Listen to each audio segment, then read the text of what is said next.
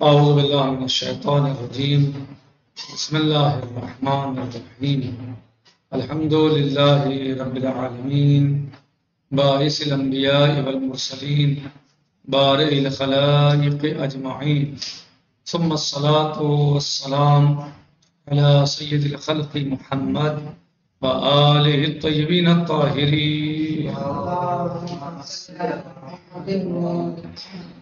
ہمارا درس چل رہا ہے عدل پروردگار کے سلسلے میں، ان دروس اور بحوث میں کہ جن میں بعض حادثات اور ناخوشگوار حالات ہیں وہ مثلا ان کا کیا فلسفہ ہے، ان کا کیا ہدف ہے، اور کبھی کبھی بعض لوگ جو ہیں وہ ان چیزوں کو جو ہے وہ عدالت پروردگار کے خلاف ان کو قرار دیتے ہیں اور عدالت پروردگار سے اس کو الگ جانتے ہیں اور یہ سمجھتے ہیں کہ اللہ العیاذ باللہ عادل نہیں ہے، یا حتیٰ اللہ کے وجود کا انکار کر دیتے ہیں بہت سارے.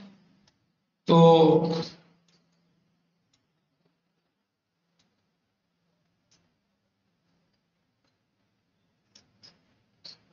ان کا یعنی جیسے حالات اور واقعات اور حادثات ہیں ان کا کیا فلسفہ ہے. گزشتہ درس میں ہم نے تفصیل کے ساتھ بیان کیا، لیکن اس درس میں بھی صاحب کتاب نے ان چیزوں کو بیان کیا ہے کہ زندگی کے ناخوشگوار حادثات کا فلسفہ.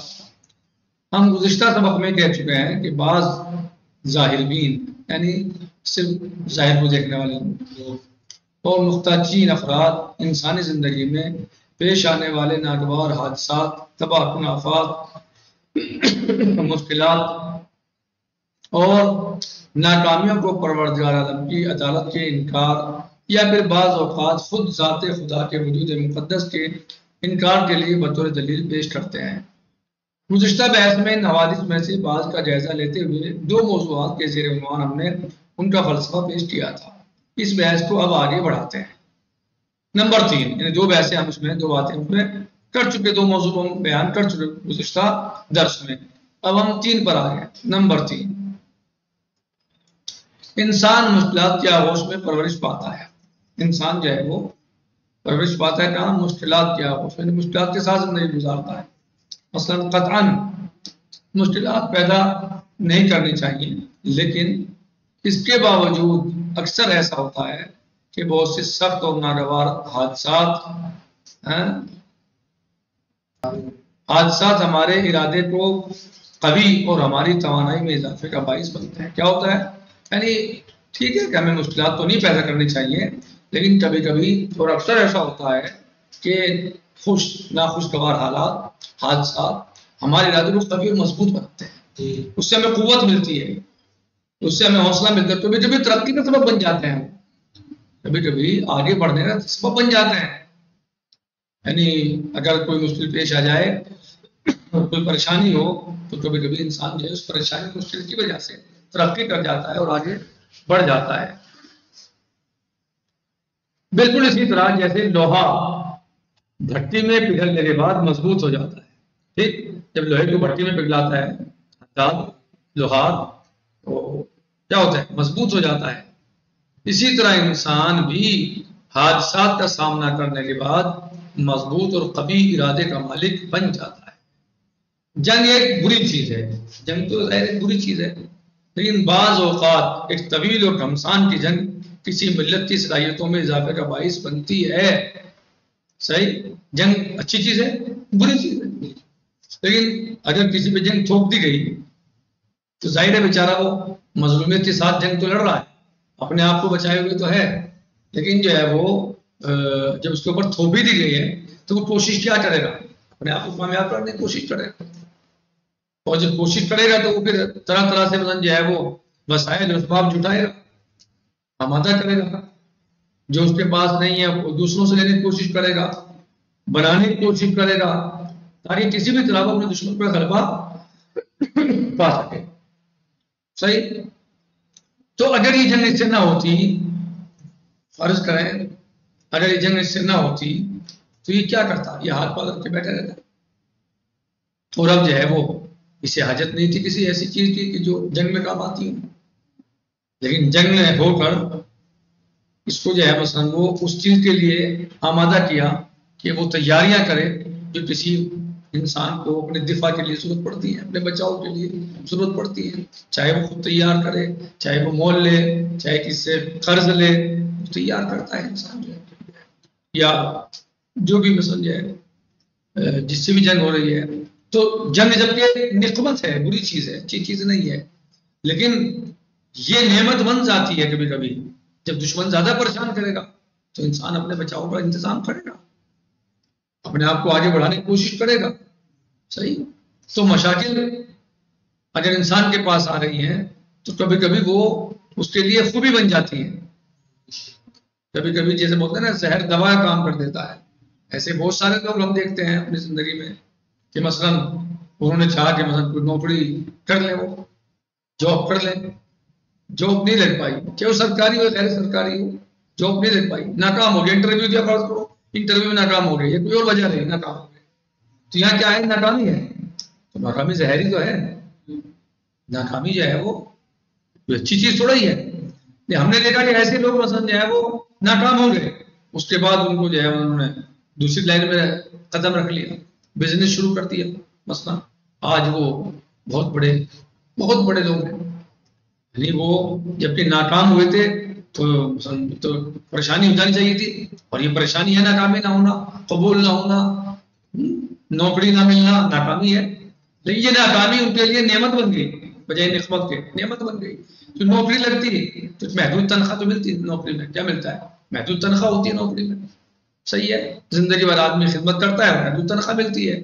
لیکن انہوں نے اپنا بزنس شروع کر دیا فرض کریں، تو نوکری کہاں اور بزنس کہاں؟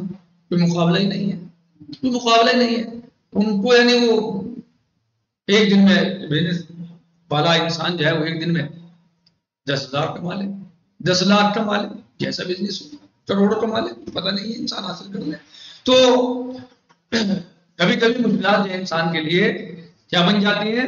اچھائیاں بن جاتی ہیں، اور وہ اس کے لیے بلکہ معامل بن جاتی ہیں. اس کے آگے بڑھنے کی ترقی میں اس کی معامل بن جاتی ہیں.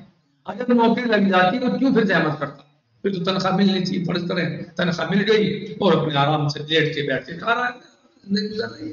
اب کیوں جو ہے وہ بزنس کے چکر میں پڑے گا؟ بہت کم ایسے لوگ ہوتے ہیں کہ نہیں بھائی کر دو پڑھنا تو اکثر بیشتر کیا ہوگا اسی پہ زندگی گزارتے ہیں، اور باسوں ٹائم بھی نہیں مل پاتا کہ بھائی وہ کوئی دوسرا کام کر سکے. تو نوکری کہاں اور بزنس کہاں اور سارے کاروبار. میں اس کی مثال دے دیتا ہوں. جنگ ایک بری چیز ہے، لیکن بعض اوقات ایک طویل اور رمضان کی جنگ کسی ملت کی صلاحیتوں میں اضافے کا باعث بنتی ہے. کہ ان کے تفرقے کو وحدت میں تبدیل کرتی ہے، ان کے تفرقے کو وحدت میں تبدیل کرتی ہے، اور ان کی پسماندگی کا بڑی تیزی کے ساتھ خاتمہ کرتی ہے. ایک معروف مغربی مورخ کہتا ہے کہ تاریخی طور پر دنیا کے کسی بھی نقطے میں اگر کوئی روشن تمدن پایا جاتا ہے تو تحقیقت اس ملت اور ملک پر کوئی نہ کوئی بہت بڑی استعماری طاقت حملہ آور ہوتی ہے کہ جس کے نتیجے میں وہ مملکت اور اس کے سوئے ہوئے افراد بیدار ہو جاتے ہیں.